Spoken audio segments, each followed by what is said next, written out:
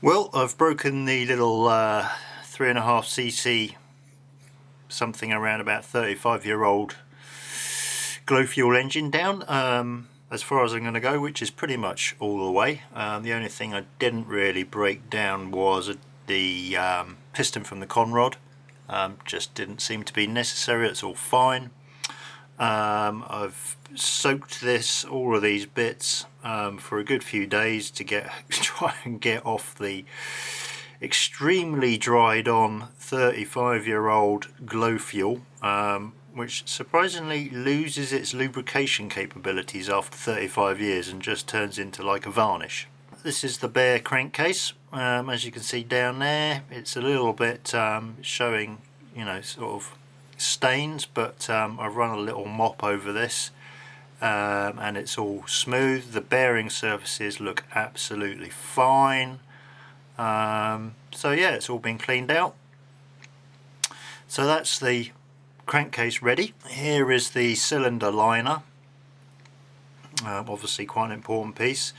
If we look down in here, you can see, I don't know whether you can see, but I can see that either the coatings come off at the bottom there, or that's a bit of corrosion. I haven't yet got around to looking at that bit, but well, hopefully, I don't know what that is. Hopefully that's just a bit of corrosion that I can clean up.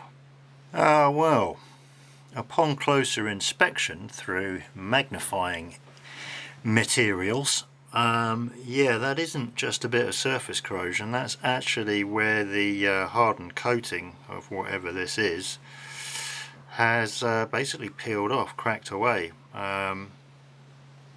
Majority of it's right at the bottom, but there are some around the valves, or whatever you call these things in two strokes, and a little bit further up the actual liner itself.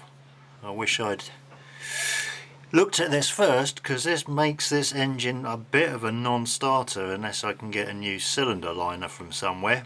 And that ain't good.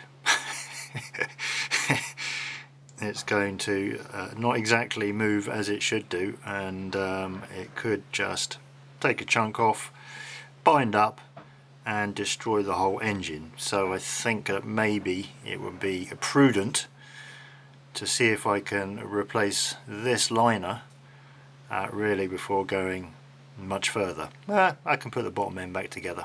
Here we have the piston and con rod. Again, very little signs of wear really.